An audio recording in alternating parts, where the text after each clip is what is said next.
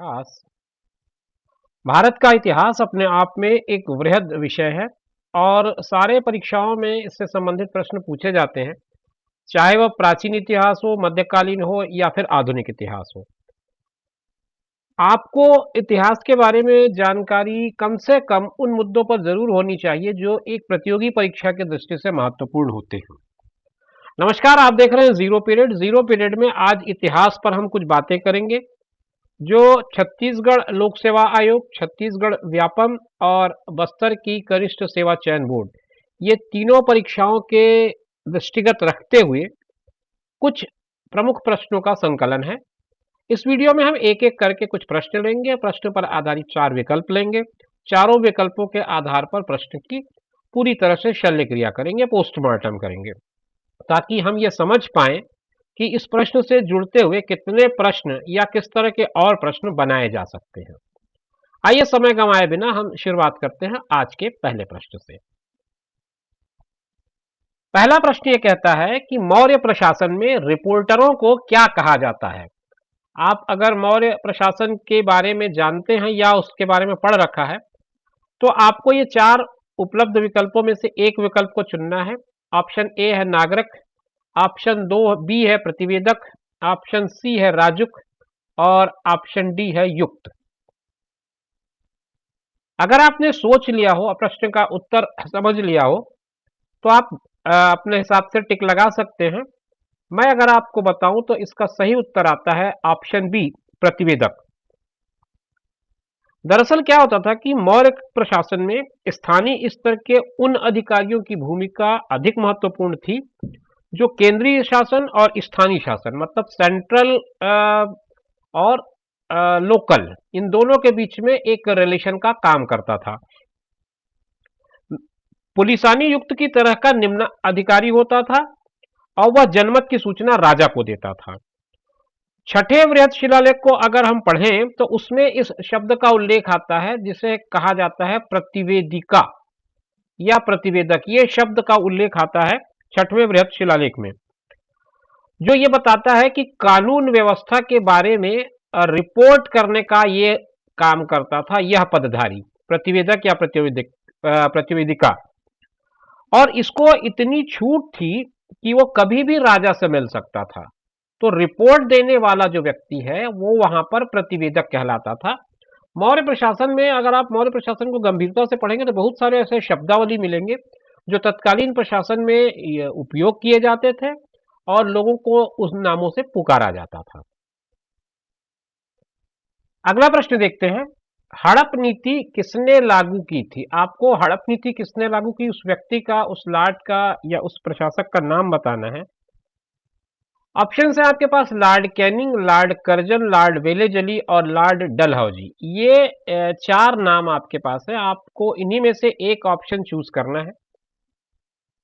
आपने अगर चूज कर लिया होगा तो मैं समझ सकता हूं कि आपको आखिरी ऑप्शन तक आना पड़ा होगा, लॉर्ड डलहौजी।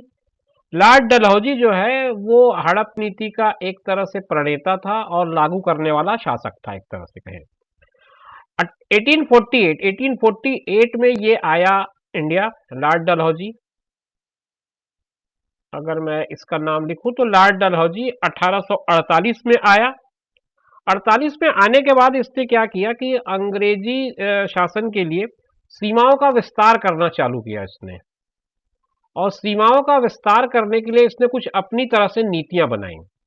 इनमें 3 नीतियां थी। एक तो थी युद्ध की नीति, सिंपल सी बात है कि युद्ध करो और जीत लो। दूसरी नीति थी उसकी जिसको कुप्रशासन की नीति कह सकते हैं आप,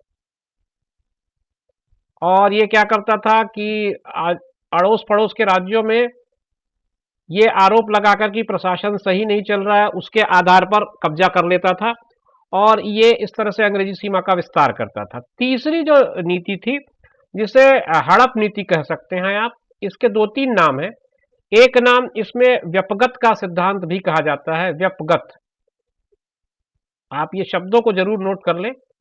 और इसी के साथ आप जोड़ सकते हैं गोद प्रथा निषेध, गोद प्रथा निषेध, ये शब्द भी इसके साथ आप जोड़ सकते हैं। इस हड़प नीति को इन तीनों नामों, हड़प नीति, व्यपगत नीति और गोद प्रथा निषेध, ये 3 नामों के आधार पर आप समझ सकते हैं। तो पहली नीति मैंने आपको बता दी युद्ध की नीति, दूसरी कुप्रशासन की नीति, तीसरी जो इस प्रश्न से संबंधित है वो है हड़प नीति।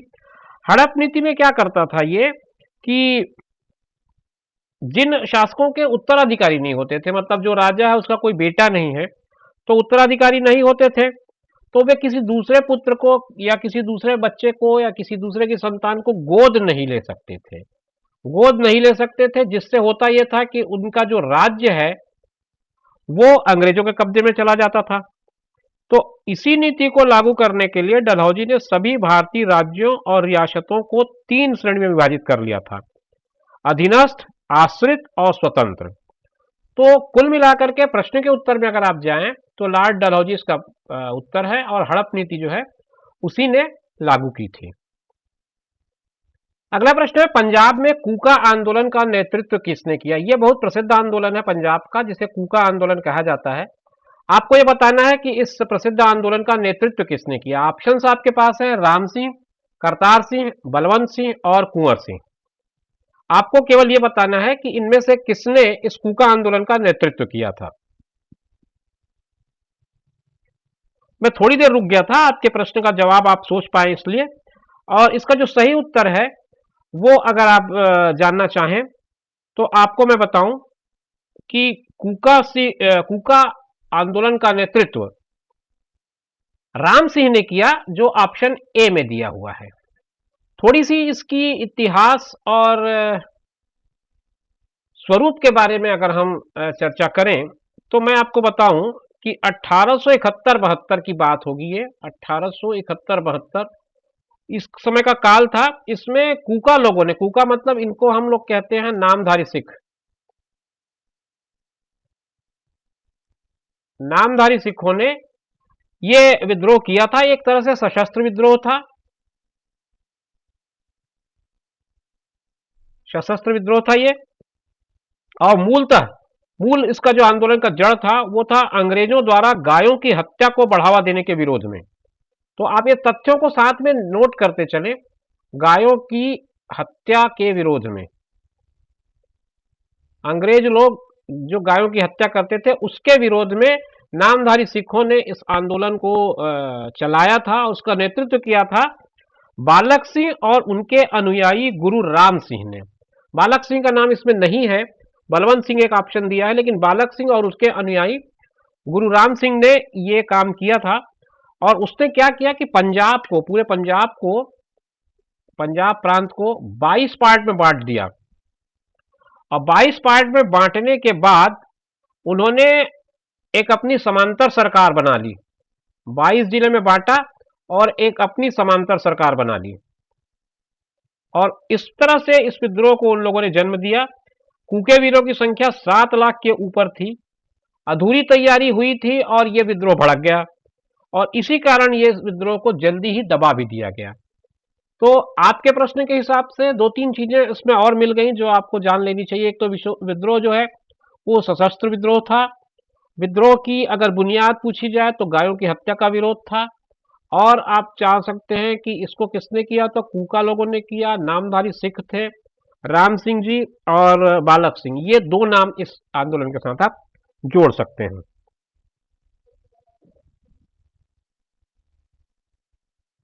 अगला प्रश्न है, स्वतंत्र पार्टी के संस्थापक कौन थे? ये 4 नाम है आपके पास। स्वतंत्र पार्टी के संस्थापक इनमें से कौन थे ये आपको बताना है। ऑप्शंस आपके पास है लोकमान्य तिलक, दादा भाई नौरोजी, गोपाल कृष्ण गोखले और सी राजगोपालाचारी।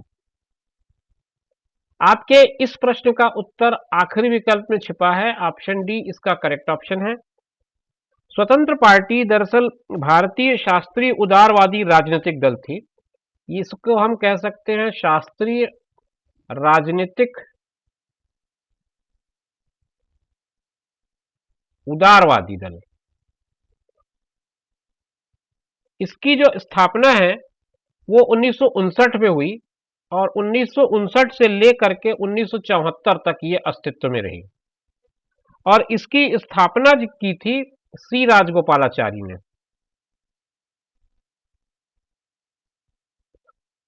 और इसमें ज्यादातर कांग्रेस के जो पुराने नेता थे वही लोग थे। उदार रूढ़िवाद, धर्मनिरपेक्षता और शास्त्रीय उदारवाद, ये इसकी जो मूल भावना थी, ये इसी विचारधारा पर काम करने वाली पार्टी थी। चुनाव चिन्ह एक तरह से तारा था उसका, ये स्टार जैसा बनता है जो, उस तरह से आप समझ सकते हैं इसको। ये इस तरह से कुछ इसका चुनाव चिन्ह था। पार्टी के गठन के लिए उत्तेजना वामपंथी मोड़ थी, जिसको कांग्रेस ने आबादी और नागपुर प्रस्ताव में लिया था, और राजगोपालाचारी ने इसका नेतृत्व किया और उन्होंने ही इसका गठन किया। अनेक ऐसे लोग थे जो जवाहरलाल नेहरू के विरोधी थे, वैचारिक रूप से विरोधी थे, जिनके कारण ये पार्टी जन्म ली और अपने सिद्धांतों के आधार पर इसने काम करना चालू किया, और 1974 तक इस पार्टी का अस्तित्व रहा। अगला प्रश्न है, जालियांवाला बाग हत्याकांड के समय भारत का गवर्नर जनरल कौन था? ये आप सभी जानते हैं कि इस कांड को अंजाम देने का काम जनरल डायर ने किया था, मगर उस समय भारत में गवर्नर जनरल कौन था, ये आपका सवाल है। ऑप्शन आपके पास है, option A Lord Minto, option B Lord Hardinge, option C है लॉर्ड चैम्सफोर्ड, और ऑप्शन डी है लॉर्ड रीडिंग। आपको इन्हीं में से ऑप्शन चूज करना है। इसका सही जवाब है Lord Chelmsford, option C. Lord Chelmsford जो है वो भारत के गवर्नर जनरल थे 1916 से 1921 तक। 1916 से 1921 तक ये गवर्नर जनरल थे, और इसी में 1919 में ये हुआ था कांड, जालियांवाला कांड, जिसमें अकारण ही लोगों पर गोली चला दी गई थी जनरल डायर के निर्देश पर। तो इस प्रश्न का उत्तर अगर आप खोजेंगे तो लॉर्ड चैम्सफोर्ड आए, और लॉर्ड चैम्सफोर्ड के टाइम में होम रूल लीग की स्थापना भी हुई थी। ये वही समय था जब वो यहाँ पर थे, तो उन्हीं के दौरान ये घटना घटी थी, और एक होम रूल लीग की स्थापना हुई थी। गांधी जी भारत आए थे 1915 में गांधी जी भारत आए। 1916 में ये गवर्नर जनरल बने। 1919 में जालियांवाला कांड हुआ। 1921 तक ये जनरल रहे। असहयोग आंदोलन की शुरुआत भी एक तरह से कह सकते हो आप 1920 में हुई थी, तो वो भी इन्हीं के दौरान हुआ, ये इन्हीं के कार्यकाल में स्टार्ट हुआ था। तो बहुत सारे तथ्य हैं जो जुड़ते हैं लॉर्ड चैम्सफोर्ड के साथ। गांधी जी का एक तरह से आगमन कहिए, जालियांवाला कांड कहिए, होम रूल लीग कहिए, ये सारी चीजें एक दूसरे के साथ जुड़ती हैं, और उस पूरे घटनाक्रम में अगर आपको पूछा जाएगा तो गवर्नर जनरल लॉर्ड चैम्सफोर्ड थे। यह प्रश्न पूछता है आपसे, कांग्रेस का विभाजन किस अधिवेशन में हुआ था? कांग्रेस के अनेक अधिवेशन हुए, उनमें से किस अधिवेशन में कांग्रेस का विभाजन हुआ? ऑप्शंस आपके पास है, गुजरात अधिवेशन, सूरत अधिवेशन, कलकत्ता अधिवेशन, या फिर बंबई अधिवेशन। आपको इन चार में से एक ऑप्शन चूज करना है। सही ऑप्शन कौन सा है? इसका सही जवाब है ऑप्शन बी, सूरत अधिवेशन।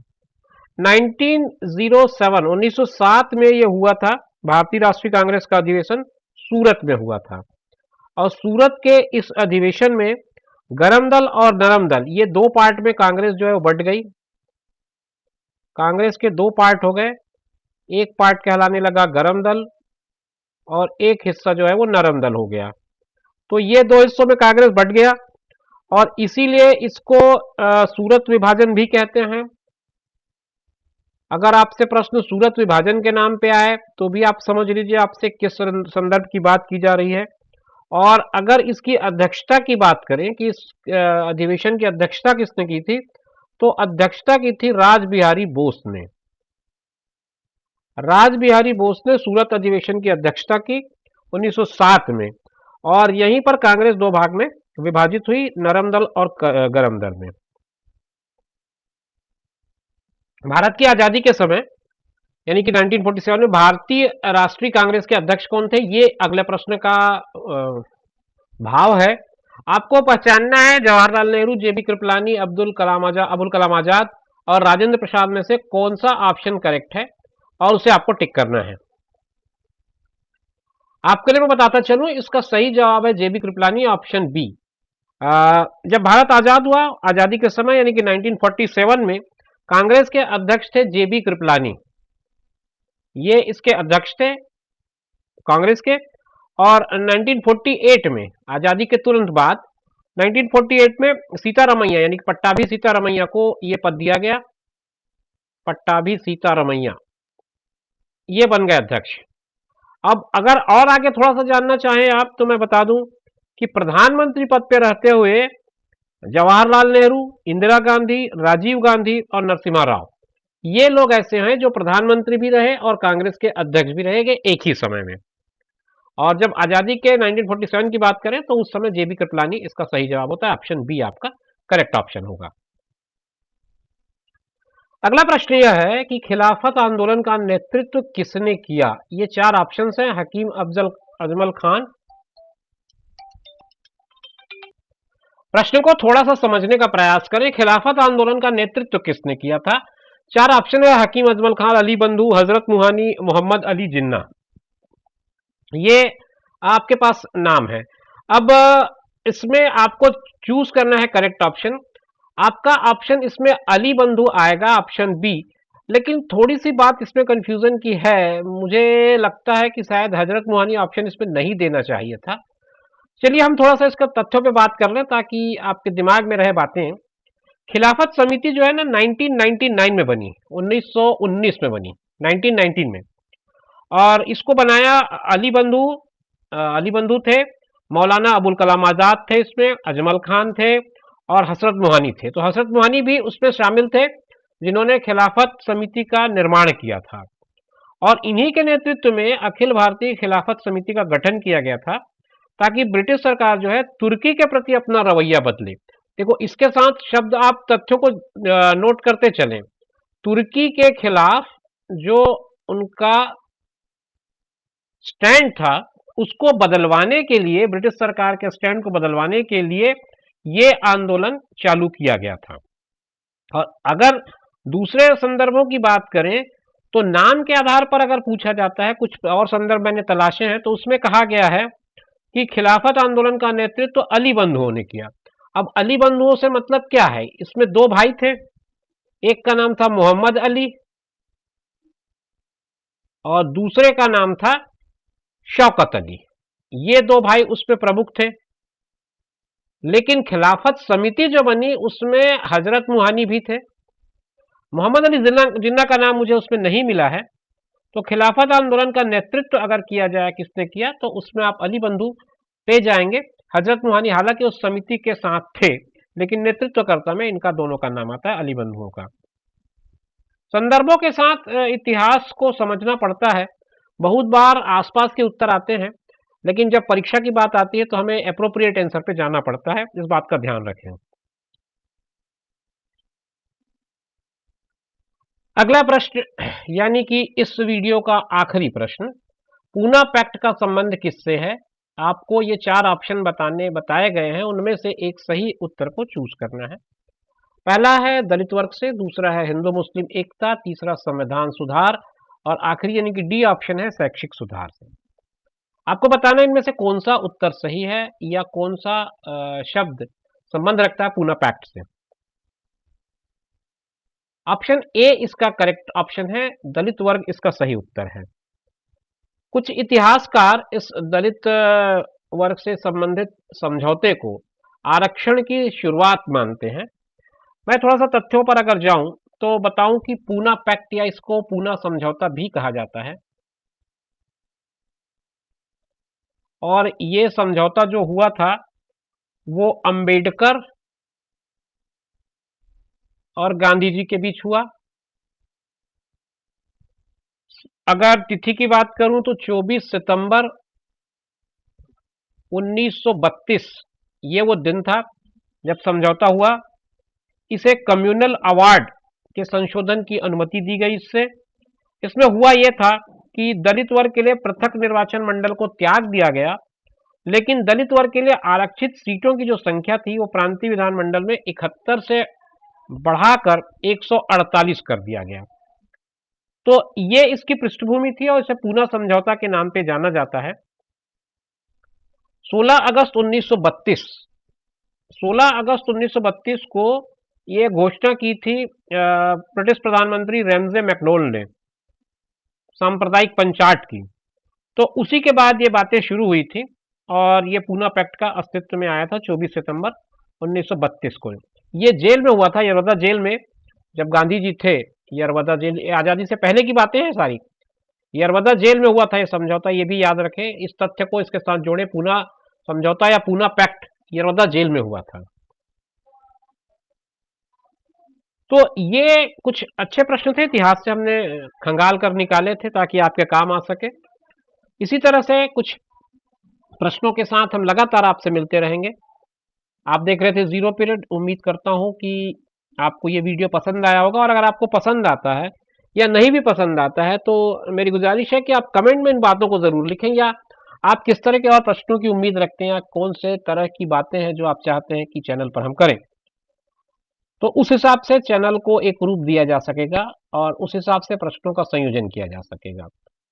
समय समय पर आपके प्रतिक्रियाएं मिलते रहती हैं, और अगर आप चैनल को देख रहे हैं, सुन रहे हैं, समझ रहे हैं, तो मेरी गुजारिश ये भी रहेगी कि आप इसे सब्सक्राइब कर लें ताकि मुझे उत्साहवर्धन मिल सके। मिलेंगे आगे नए वीडियोस में नई जानकारियों के साथ। तब तक मुझे दीजिए इजाजत। नमस्कार, अपना ख्याल रखिए और उनका ख्याल रखिए जो आपका ख्याल रखते हैं। धन्यवाद।